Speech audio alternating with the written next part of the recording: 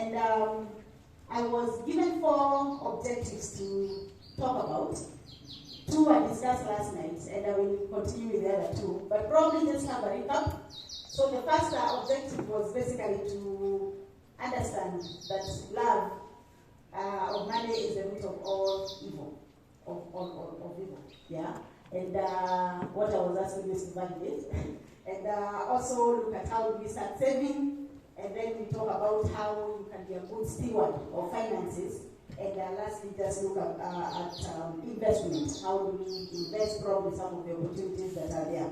And so yesterday, in that introduction, I believe that you are able to understand, first of all, what financial discipline is all about. And yes, there may not be much at this point, but you have plans, and you can put down your plans. And when you get those resources, with that kind of plan, financial discipline would mean that you are able to conform to the plans that you have put down. But also probably to mention as we continue that there is a very strong correlation between money and your spiritual life. The way you handle your money, indicates a great deal about your relationship with God. And therefore, it is important that we take this topic as seriously as any other topic that really seek to build our spiritual life. So money, really, it's a needed index that you can use to really measure a man's character. And it is important that then we are able to know what we have and what we do with our money. So the first objective on love of money is the root of all evil. I want to believe that you are taken through the 4 positions that individuals hold towards money. And one of them is idolatry. And here, what you are saying is that anything that you worship and trust more than God then becomes your idol, isn't it? Yeah? And so if all you think about is money, and it becomes a central part of your life, and your obsession, and your attention, and your focus, then it becomes an idol. And we get to learn that actually, for most of the people who take this position, they learn a great lesson, especially when they fall sick. And you've had probably some examples whereby when they are in their deathbed or when they are sick in that ward, that's when they realize that money is not central. It's not everything in their life, okay? But then we also look at another position, which is envy. And this it's whereby we have we envy other people's possessions. This is when you find people claiming other people's houses and cars and saying, I claim and I possess. That's other person's possession. Then that's envy. Yeah, and so we should pray that God may provide for us, isn't it? Not envy what others have. And it really leads to, it drives people crazy, really chasing wealth, trying to catch up with others. And the other one was greed. Yeah? And of course now, when you have both idolatry and envy can easily now result in greed. And this is actually a very dangerous position to find yourself in, because then you have this insatiable desire for more. And whatever you get, it doesn't, it's not enough. You keep longing for more and more and more, and it becomes an obsession to keep chasing money. Then the other one is neutrality, and this is the position this kind of position is neutral. And what we do for people who hold this kind of position, whatever you get, if let's say it's that 1,000 note, what do you do with it? You can either, you can decide to probably buy people beer, and of course you know what that will do, but read their life, or you can decide to probably buy a Bible for a person who doesn't have one, and you know that can lead to eternal life, isn't it? So whatever you choose, you can choose to support a mission and for the spread of gospel, or choose to spend it in another way. So really what we are saying is that for that kind of position, then money, that not by itself, has no morality associated with it. Actually, it is the attitude toward our money and what we do with it that counts.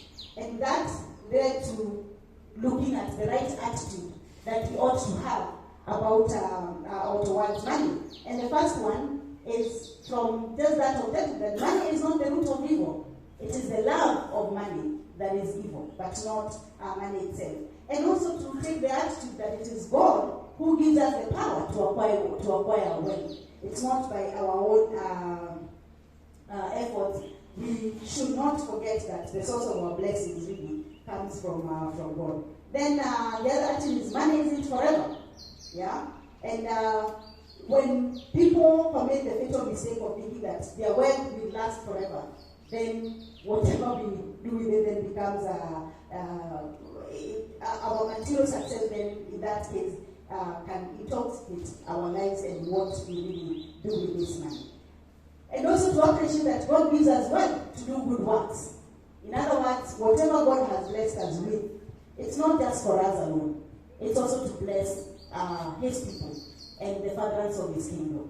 And there's a quote by Bill Graham that I really like, that God has given us two hands, one to receive with and the other to give with. So whatever you receive, it's not just yours. In your plans, in your financial plans, then you ought to plan for blessing other people. We don't own anything also. It's good to appreciate that.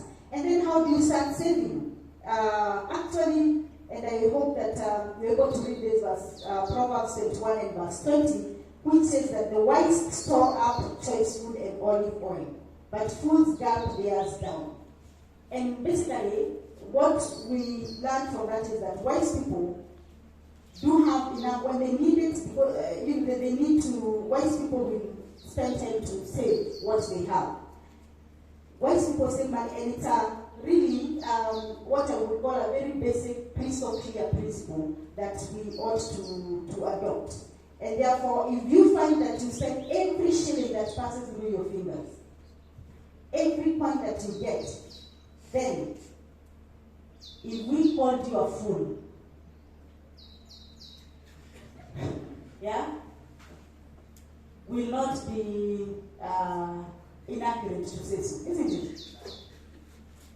Yeah, it's the Bible that says that, isn't it? Yeah. So let's learn and plan in our spending that we also get to save. But also the parable of the 10 virgins is great. Gives us another principle of saving. Yeah, and you know the story, so we don't have to go through that. Therefore, in your saving, for you to, how do you start saving? Then you need to have a plan that in your financial, in your monetary plans, you make saving part of that plan.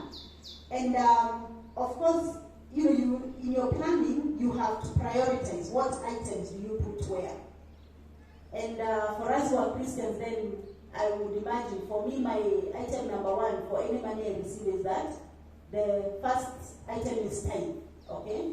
And then the second item should be saving, so that whatever remains there is what now you plan for, okay?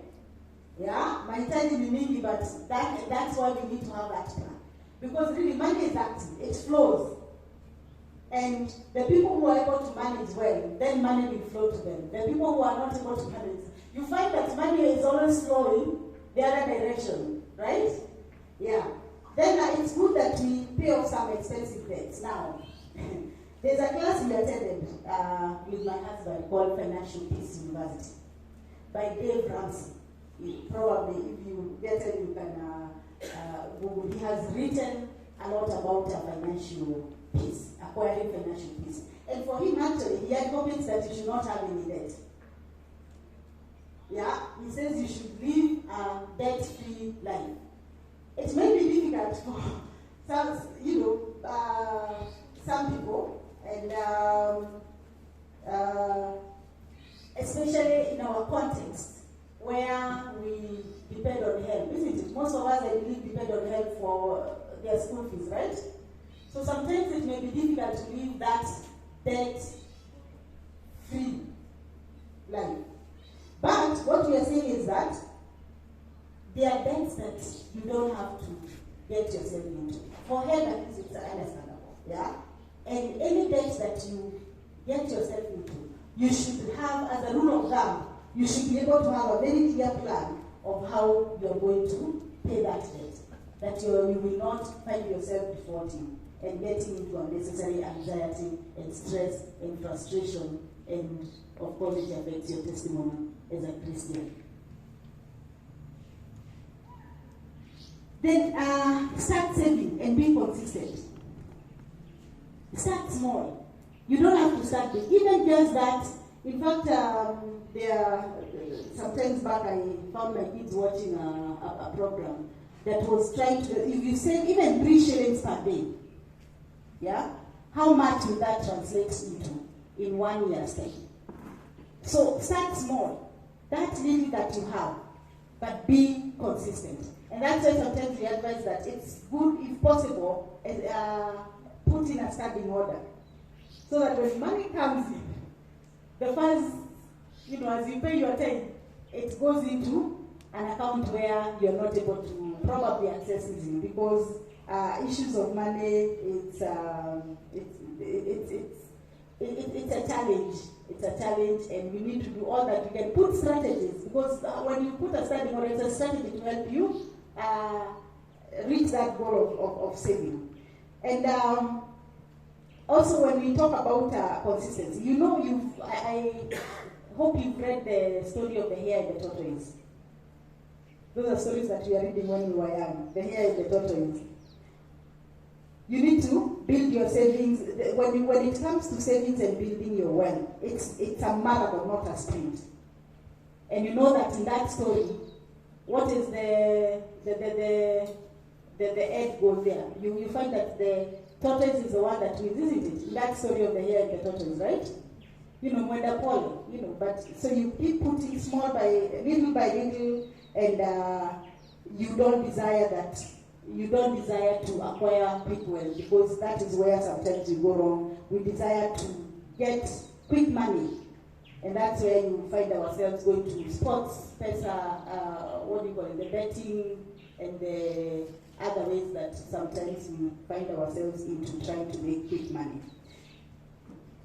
It's in your savings, it's good that you identify an accountability partner.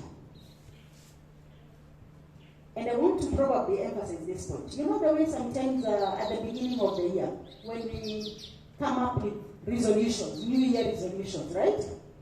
Yeah, I'm sure we probably all made New Year resolutions. But what happens by January 7th or 10th here? Yeah? If, let's say, for example, like for me, one of the New Year resolutions was that I would try to be more active, in terms of exercising. Yeah?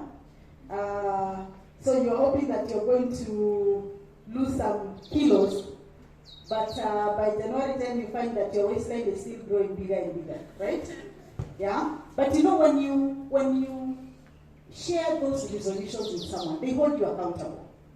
The other resolutions that I made, and I had to share with him, and he has been holding me accountable. I said, hey, remember what you said at the beginning of the year? Yeah? Like one of the resolutions was that I want to be more available. Sometimes when you are in administration, you find yourself in meetings throughout, you find yourself very early in the office, and you are leaving very late. So one of my resolutions was that this year, I want to be more available, acquire that balance. Yeah? So when it reaches 5, and I have not gone home, he calls, hey, it's 5, and I don't want him. So when you share your plans, then the people are able to hold you accountable. But it's also good to be wise whom you choose to be your accountability partner. I remember my late sister.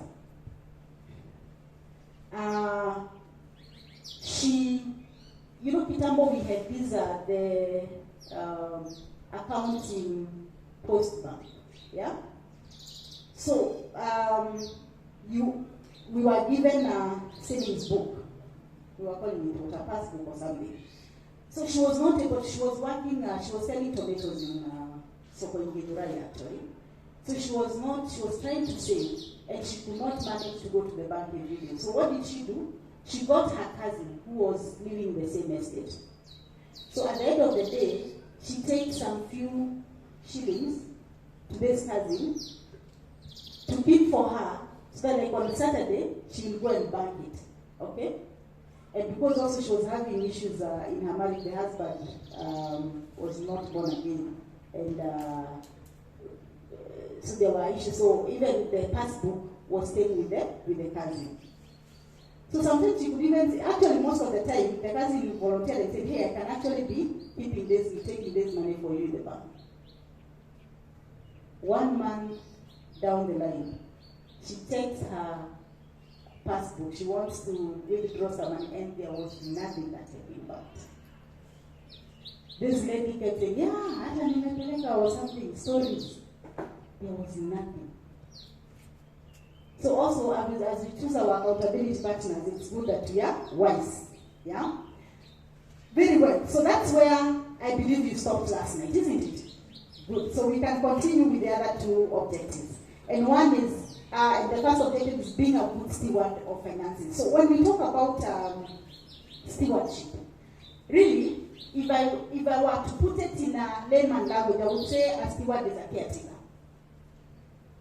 So when we look at financial stewardship, then it represents the care, the conservancy, the planning, the attention, the upkeep, the management, yeah, of our financial resources.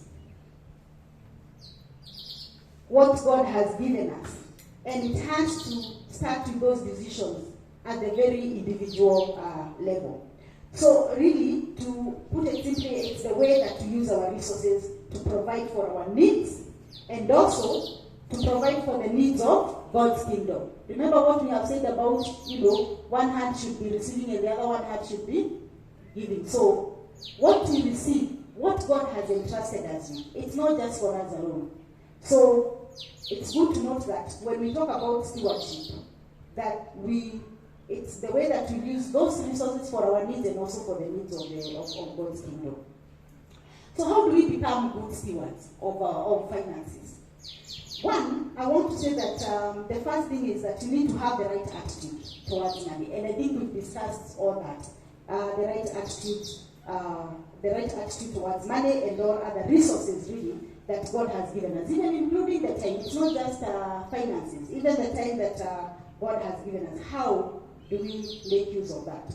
And we must be reminded that we don't own anything in this world, and that actually it's the premise upon this word that we are discussing, this stewards. So we are just stewards. We are just caretakers of the things that God has given to us. The next step is that, or the other thing that can help us to become good stewards is that we need to plan. So planning is key. And I know we talked about planning again as we discussed about our savings. Jesus talked about discipleship in Luke chapter 14, verse 28 to 30. He said, no one building a tower would move forward on construction without, sitting down to count the cost, isn't it? Yeah? Because after all, quitting halfway, because either because resources have dried up, will just make that builder a laughing stock. Yeah? My husband calls me, tells me, Kalele, called Marogo. Yeah? Those people who start something and they don't finish. Okay? And what Jesus really was emphasizing, as he emphasized about discipleship, evaluating your situation and planning for the cost, we can apply the same when it comes to money, that planning ahead is at the heart of success in our financial history. So for personal finances then, what that means is that you reach a point whereby you are the one telling the cash what to do each month. And that can happen during a budget.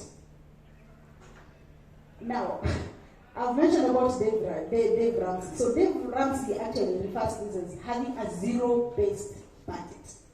Now, zero-based budget because you ensure that you make your income minus your expenses, you should be able to get that magic number, the zero. So every time you are planning for your money and you find that there's some digits there other than zero, you need to go back to your plan. Tweak it until you get the magic number of zero. So in that zero, Remember, savings is part of it, right? You have already factored it in your plan. So you need to let your money know that you're the boss. So you tell it what it ought to be doing, every shilling, what it ought to be doing. And there are many benefits of planning, so many. I can mention probably about 3 of them. Because when you have a spending plan, then it paints a very accurate picture of your finances. When I was in STEM, I learned it the hard way. Because you have to account for everything. And you have to bring receipts. You're given interest, you must account for it. Even you hosted some CU members. What did you must account for that money. It was very difficult at the beginning, but I can tell you I acquired a skill that is very useful to date. We've not had issues. So at the very beginning where we had to tell each other, hey, account, this is account for what you did with this money. So it's important. And you know, sometimes it may seem obvious, but I can tell you, and I was sharing with the group that we had been with, there are so many people out there who are living beyond their means. And what is happening is that they're getting drowned in debt. But not just that, it's even causing marriage. Because then, when you're not able to manage your finances, how will you even manage your family? Okay? So it's important that you do that. And it helps you to really make those difficult trade-offs in our choices. When you have a plan also, you're able to establish priorities. Yeah? And especially, you know, you should focus, as you plan, you should focus on priority items that probably may have a penalty. One time, I met a young man, actually, you know, I'm the active dean, and before that I was the chairman of a department, so I interact with so many students. So he comes and tells me, I'm not able to sit for exams. Why? I don't have the money. Is it that your parents did not give you the money? Because you know, sometimes we would refer them to the registrar's office. They make those calls The parents to say, hey, are you having any plans to do for your sons or daughters' fees? Only to learn that he was given money. But what did he do? He decided to invest it. Of course, foolishly. He thought he would get money to pay before the end of the term. For us, we are betting, and it's not like you guys here where you have to pay before you start your semester. For us, you are betting, and you can study and then you clear before the end of the semester. So he decided to invest in sports pesa. That's the time it was really the thing, the young people. And he lost the money, all of it. So you see, the priorities for that young man were upside down. Because I wish he was even thinking of investing the extra. Now he could not sit for the exams. He could not even apply for special exams because he had not paid 60%. And so the entire semester was just lost like that. So it's good that, so when we have those plans, we're able to establish our priorities. It makes money go further.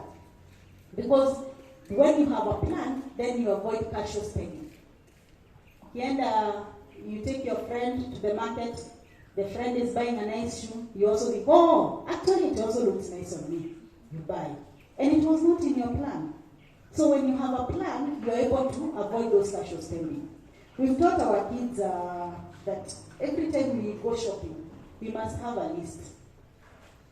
And so if it's not in the list, you're not going to buy. They'll say something nice.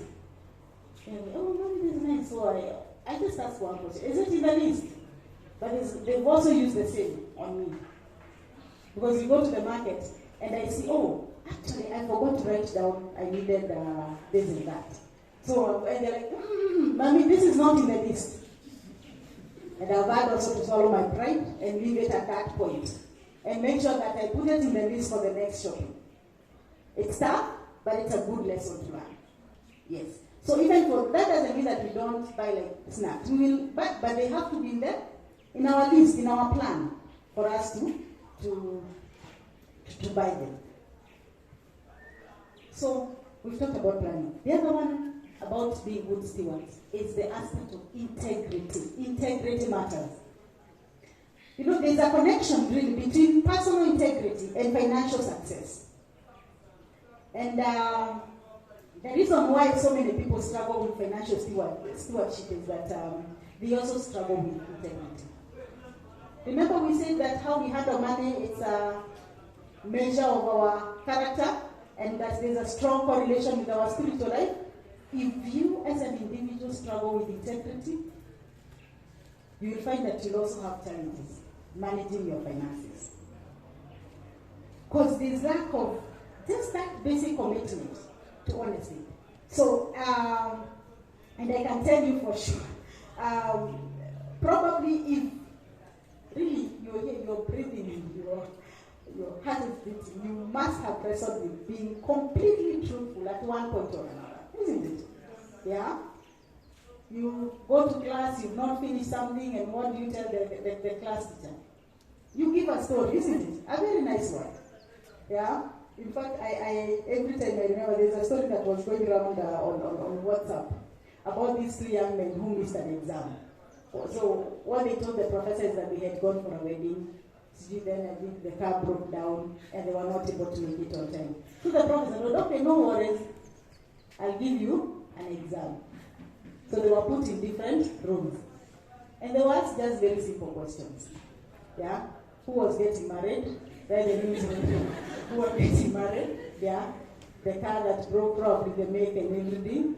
And of course they had different answers. So what that tells you is they were right. So it's good that we really desire to be people of integrity in all that we do, not just in our finances, in everything that we do. And of course, being Christians, then that is expected of us.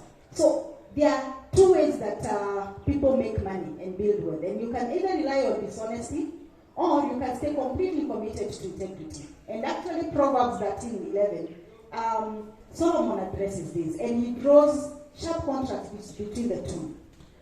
So dishonest money may seem to come easily, but it never lasts. It never lasts.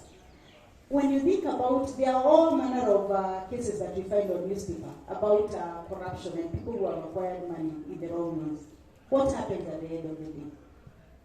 If you follow those stories very well, either, when it comes to the time that they pass away, you find that the children are left fighting for that money. There is no peace in that way.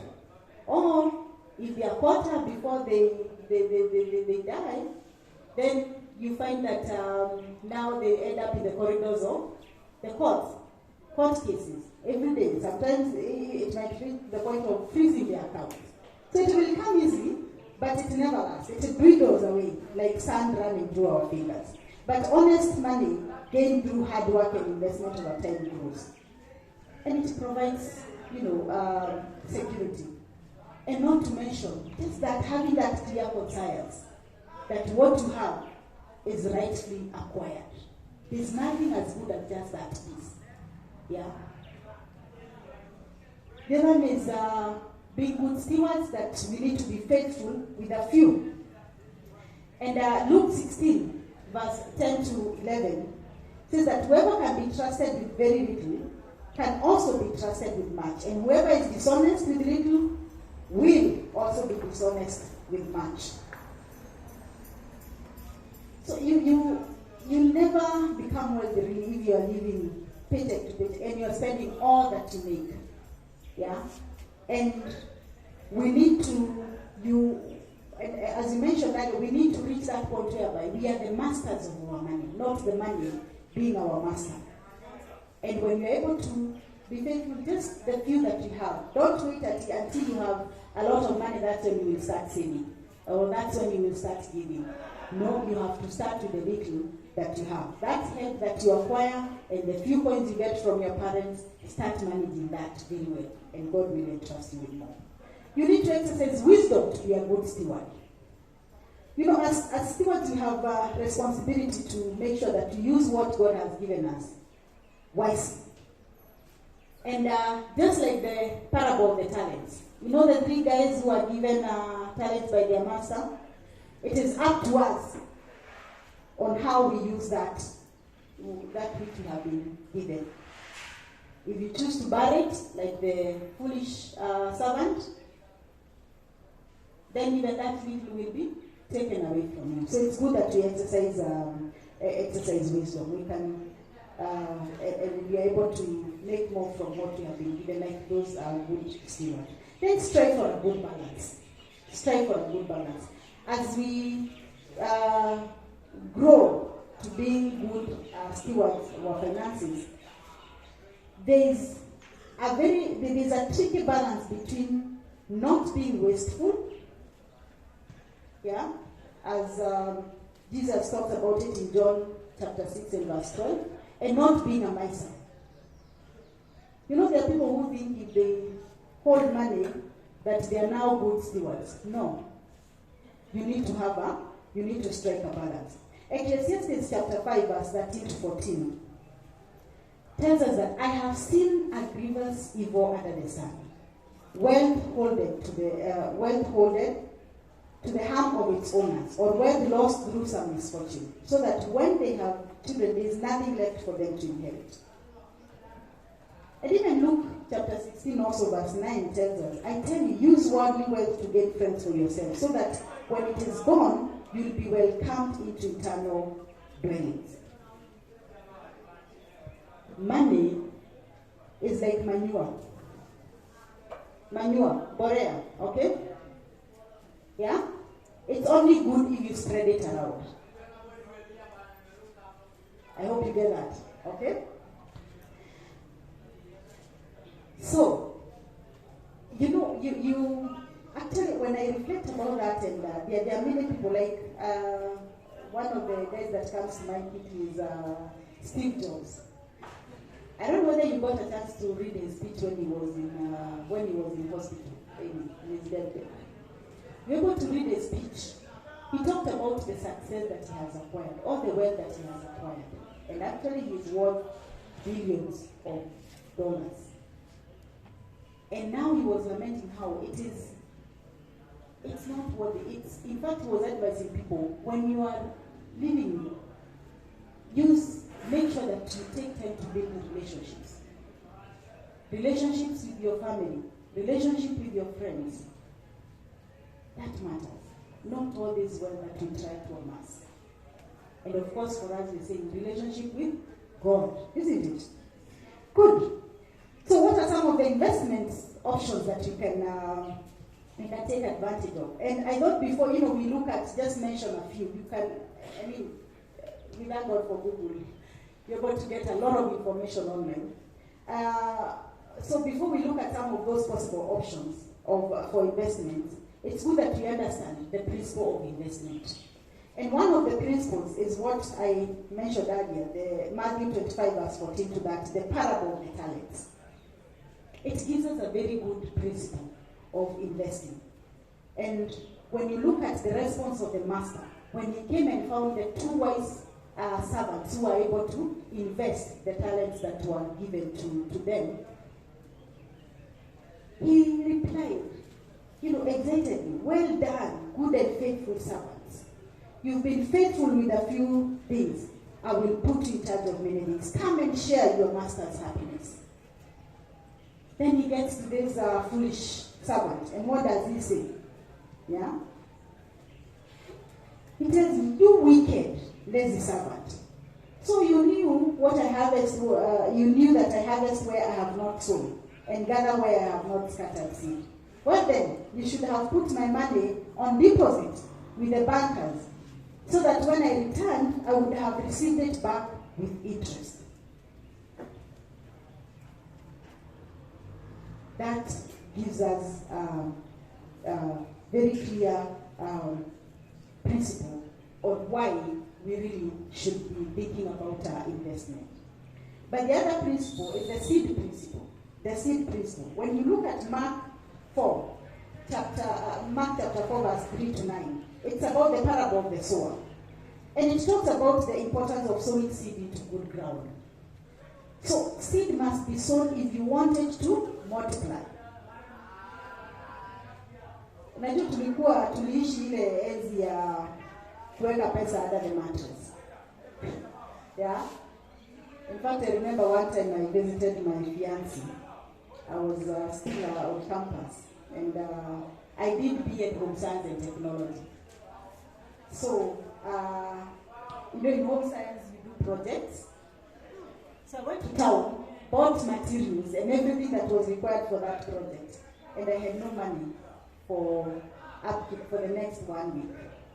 So I visited him, and I was sharing, now I have nothing. Of course, home, we were struggling financially.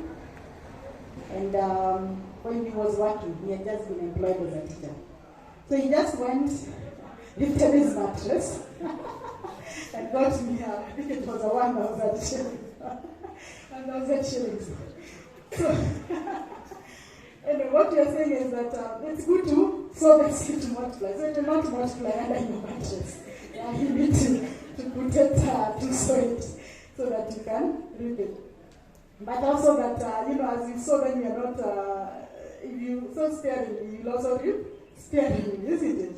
And if you sow generously, you'll also reap generously.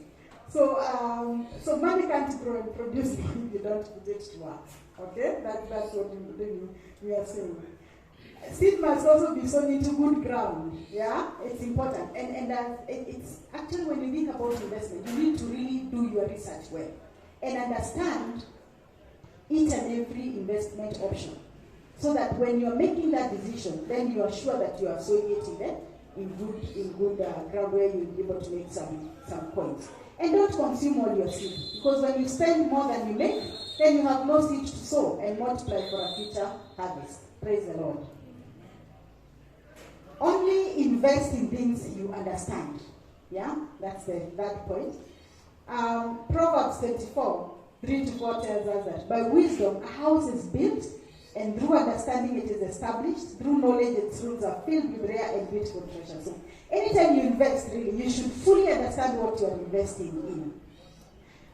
Actually, the rule of thumb I would say, if you cannot explain it to someone else, if you're not able to explain to someone else, then you should not invest in such whatever option you're considering. You must be able to understand it fully, to the point that you can explain it well to another person.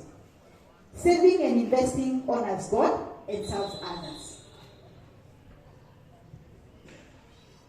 It's part of saving and investing, really. It's part of good stewardship and of what God has really provided for us. And it's when you do it right, it's a godly investing principle that changes our lives as individuals and the lives of others for the better.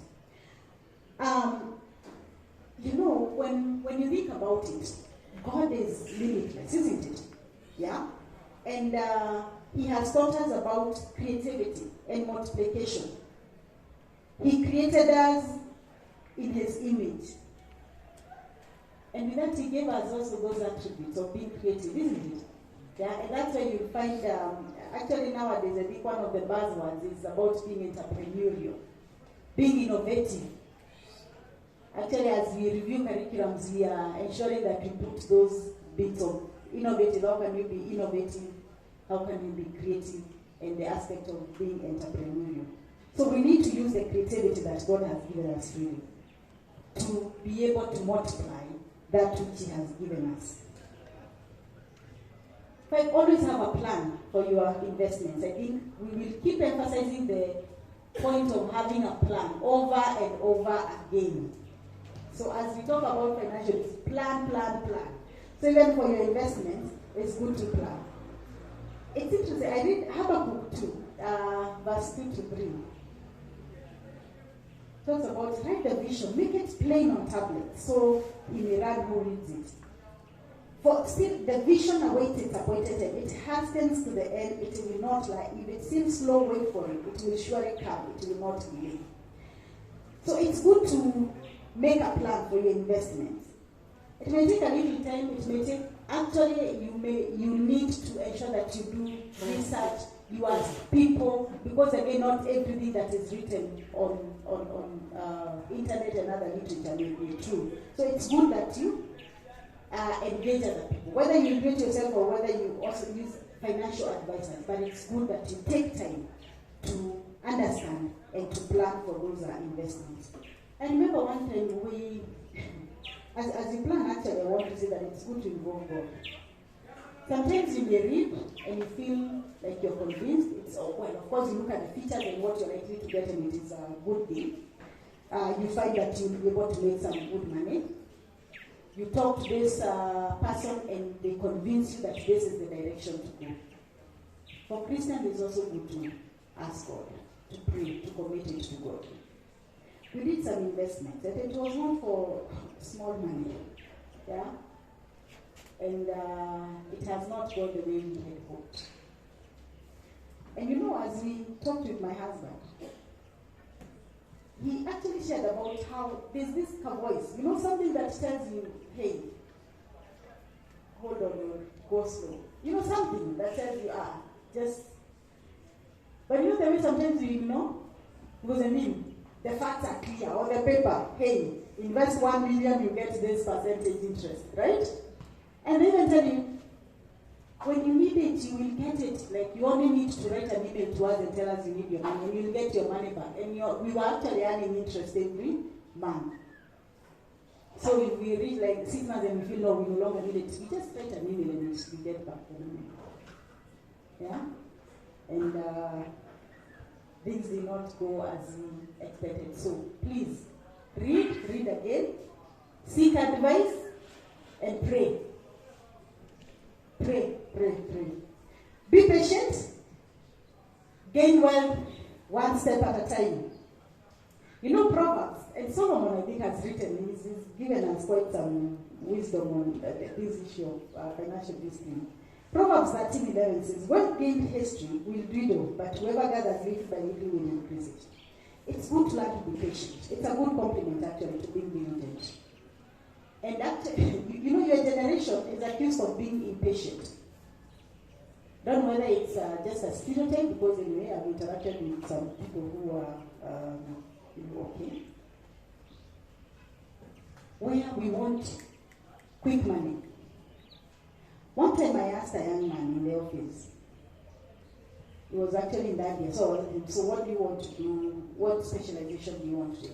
And he actually was not sure. For BCom and BBA, there are specializations in that year. So he was not sure what he wants to do. So I asked him, okay, higher. So then tell me, what are your future aspirations? What do you want in life? And he says, I want to make money, I want to be rich. So I'm asking, so how will you make that money? He's not even clear of how he's going to make that money. So it's good to be patient and to make sure that, to know that building lasting wealth takes time. And think about if you're growing a mighty oak tree, or if you're growing tomatoes. You know, tomatoes will grow very fast, yeah? Within, do they take 3 months? Or within a very short time, they are gone, isn't it? But think about an oak tree. It will take time. But once it starts and it grows, it lasts, isn't it? Yeah? So think about it that way. 7, seek wise counsel. Yeah? Proverbs again. Proverbs 15:2 tells us, whoever ignores instruction despises himself, but he who listens to reproof gains intelligence. When you go to Proverbs 15 again, verse 22, it also talks about without counsel plans fail, but with many advisors they succeed, and it goes on and on. There are actually quite a number of verses in Proverbs that talks about the need to have counsel. So you can't be a successful investor by doing it alone. You need the help and advice of others if you want to truly succeed. And lastly, I want to say diversify your investments. Usiweke mayai yote kwa pick up. Okay, I'm not good in soil. So don't put all your eggs in one basket, okay? And Ecclesiastes 11:2 tells us, invest in 7 ventures. Yes, in 8, you do not know what disaster may come upon the land. So it's good that we diversify. So that ikichoma pade moja, then you're not spread your risks. You say spread your risks, okay? So some of the investment options, there are so many options out there. Actually, the challenge really is being able to identify the suitable choices that best fits our needs. From, of course, the very easy one and with very low risks, but of course the returns are also not much, is the savings account, isn't it? Every bank has a savings account, yeah? But you may not get much from that, but it's a better place to put your money than under the mattress. At least to learn, even if there are few coins, it's much better. There are bonds. You've heard of treasury bonds, the treasury bills, yeah? So bonds is where sometimes the government is in need of money. So they issue bonds, okay? So when you buy, it's like you're giving the government a loan. So kuna maturity date when they are supposed to get you back the money, and of course with the interest. So there are different types of bonds. The treasury bonds, we have treasury bills, there are savings bonds also, and treasury notes, all those, yeah? There's mutual funds. And mutual funds, again, they fall into many different categories. From equity funds to the fixed funds to money market. It's just when we came back to the country that we were open about the idea of money market. We have actually a friend who started putting money in the money market. Kitambo, when he was employed, there were contemporaries. So when he was employed, he got a graduate assistantship, then advanced and was employed as an assistant lecturer, then has kept moving on. Do you know when it came to building his house, he did not go alone. He had taken time over the years to keep investing in the money market. So together with a few part-time money that he had acquired, he built a very nice home. We visited him in Eldoret. Yeah? A very nice home without a loan. Now, at least for him, alikuwa amechanuka mapema. For us, we were not, hatukuwa tumejua information sana. So now we started, yeah? And it pays off quite well, money market. So and you can buy through the insurance that will do that, CIC, Britam, and others. Yeah, for us, we're using CIC at the moment, and it's a good investment. Stocks, yeah, where you become a shareholder and earn some dividends. At least this one I was courageous to try. We were actually to try. One time, Safaricom was selling their shares, and you could buy as low as 5,000 shillings. In fact, I remember that time, the house help we had. We bought for her 5,000, for 5,000, for us we tried with the 10,000 each. Yeah, so we opened different accounts. And nowadays we get some interest. Unakaka after a few months, unapata umerishwa kitu. After a few months, umerishwa something else. So, be interested in some of these things. When companies are also announcing, sometimes they will ask for those low amounts, even 2,000 sometimes. So take advantage, rusha hapo, then unapata kitu. Exchange traded funds, again, these are baskets of securities, and usually these ones will depend on the prices keeps fluctuating. Like the stock exchange, yeah? So it keeps fluctuating every day, every minute, yeah? So there are all these opportunities. You can also invest in samples, but please, again, as we have said, do your homework. Do you remember the story of which sank with people's money? Yeah? So please do your homework, know your needs. Is it money you're investing so that you can easily liquidate that money? Yeah? Or do you want some fixed, to put it in a fixed option where you will probably need it after 1 year? And that's why we are saying have a plan. Have a plan so that you understand what it is that you want. You are investing, if you are investing for a project or something, and then you look at the different options that are there in the market, and then you can go for it. But seek counsel, and please pray. Pray. So, I want to end by saying that for Christians, financial discipline is a tool. It's a spiritual tool, actually, which reminds us whose money we are managing. And at least we've understood that there's nothing that belongs to us. Everything has been given to us. So we are just managers. We are just caretakers. And as we manage, we are managing for our needs, but also for the needs of God's kingdom, right? So I want you to get these 3 T's. Yeah? 3 T's. A tool to use to accomplish God's purposes. So we are talking about financial discipline with these 3 tools, these 3 T's. The first T, a tool to use to accomplish God's purposes. The second T, a test of our faithfulness as a steward. A test of our faithfulness as steward. And the third T, a testimony to God's faithfulness in providing and guiding.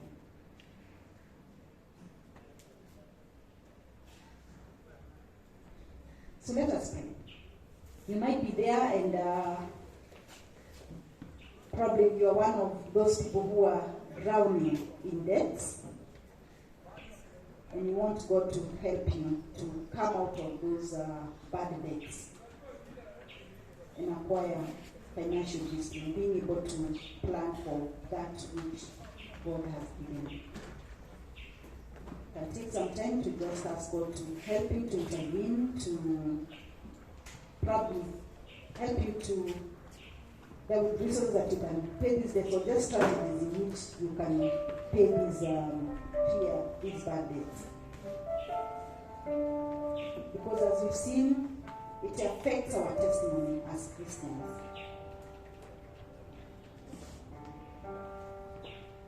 Also, probably you are there and you're trusting God for provision of finances.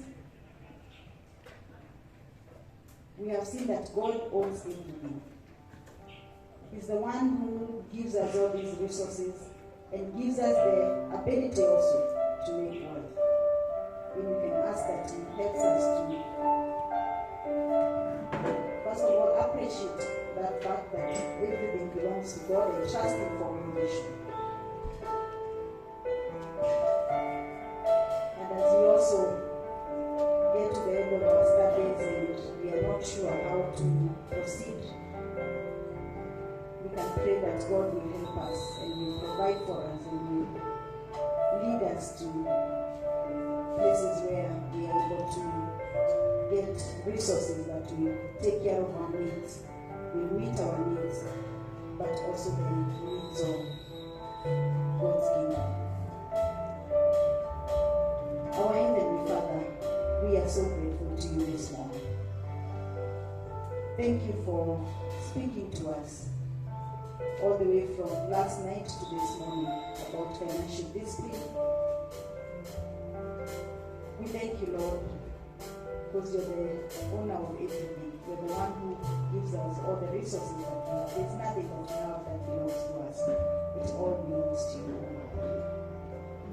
Father, I commit each one of us here that those resources you've entrusted us with, not just the financial resources, all resources that you have entrusted us with, that Lord, you may give us the wisdom to manage them well. That you give us the discipline to be able to prioritize and to differentiate between needs and wants, O Lord. That you'll be able to have those clear plans of what we do with that which you have provided for us.